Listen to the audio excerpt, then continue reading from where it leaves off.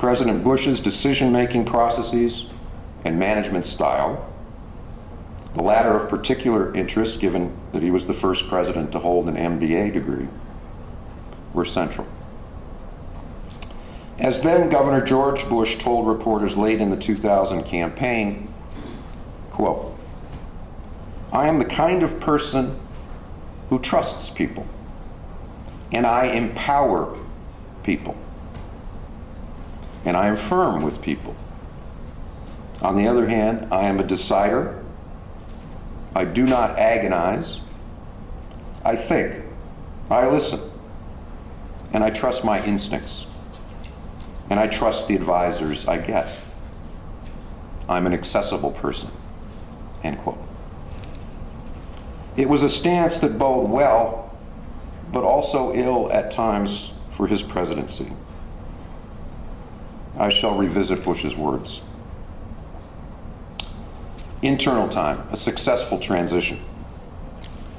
One of the forgotten aspects of George W. Bush's presidency is that he and his associates, despite the uncertainty of the electoral outcome in the 2000 election, did a remarkable job of hitting the ground running. Whatever one might think of the ensuing policies, they were prepared to take office. They planned and then unfolded a transition to the presidency under the most difficult of circumstances any modern president has faced. Indeed, one must go as far back as the Hayes-Tilden contested election of 1876 to find a situation so unsettling. What did Bush do?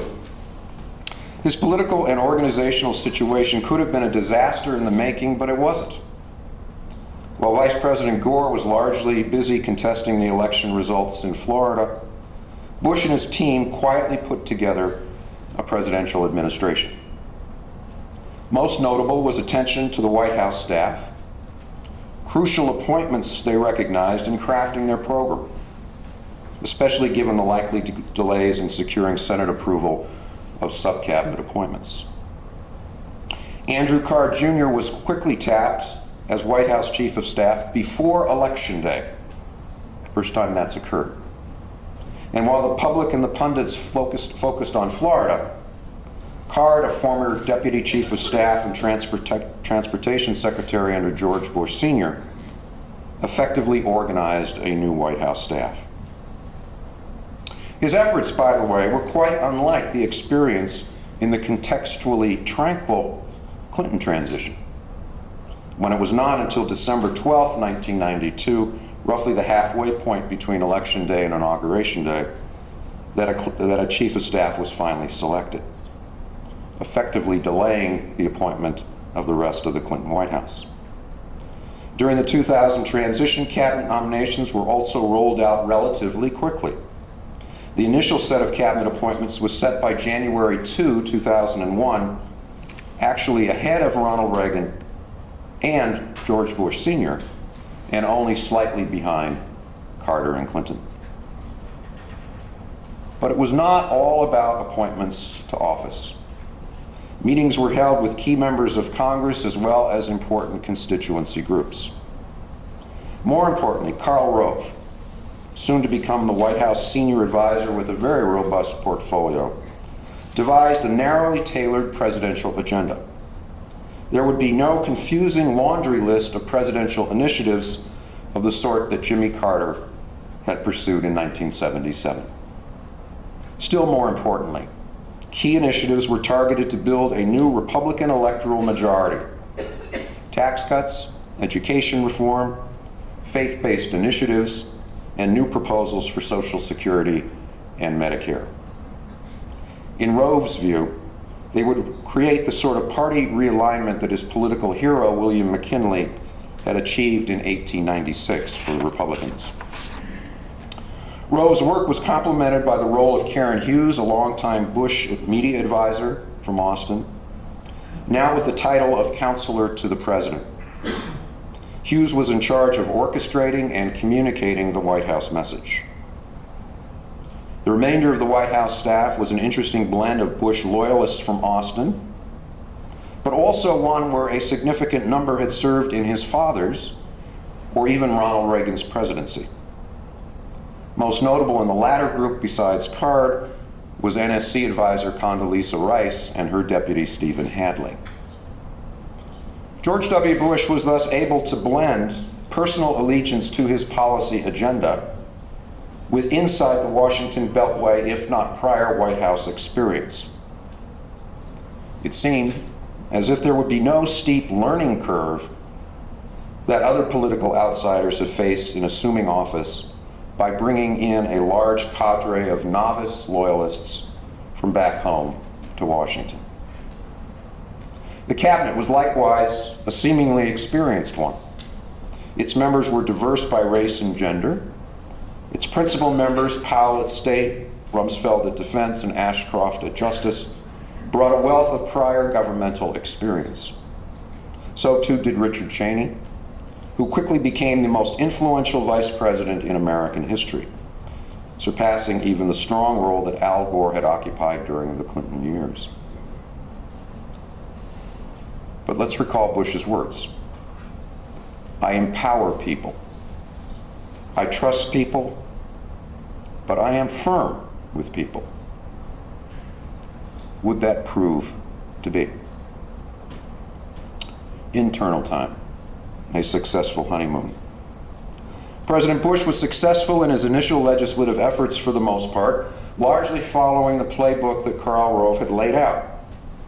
Democrats had pushed for a coalition government in the aftermath of the divisive election.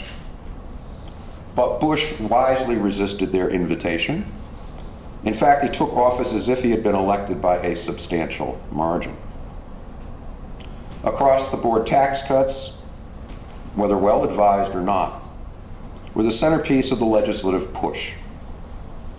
They passed Congress with a rather small degree of compromise, a $1.35 trillion cut rather than the $1.6 trillion that Bush had initially proposed.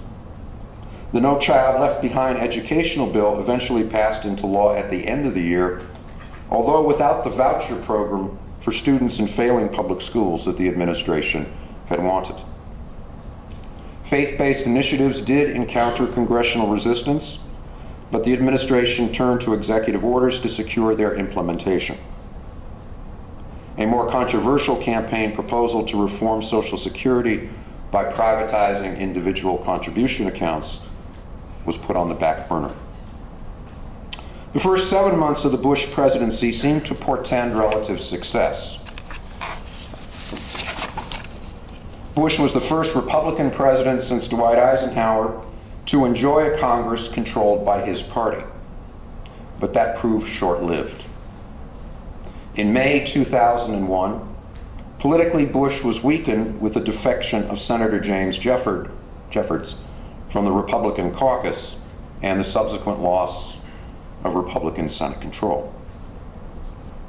There were also warning signs as time passed. Karl Rove's operation came to be regarded as too restricted by some. According to one report, quote, "There is a danger that the lack of competing views in this famously tight White House could cause Bush advisors to become stale and insular," end quote. As one Bush official said, quote, "with satisfaction," end quote, "there isn't a lot of competition in the policy arena." Bush's operational code, "I trust the advisors I get," began to belie the seeming quality of his decision-making and his proclamation that, quote, "I am an accessible person." Crisis, September 11th and its aftermath. It is interesting to speculate what the remainder of George W. Bush's first term in office might have looked like had the attacks of September 11th not occurred. Would Bush have pursued a more moderate, compromise-laden version of his compassionate conservative agenda? Would the Republicans have regained control of the Senate in the 2002 midterm elections? In foreign policy, would he have continued to follow the cautious realism of his early presidency, one suspicious of the prospects of American efforts at nation building?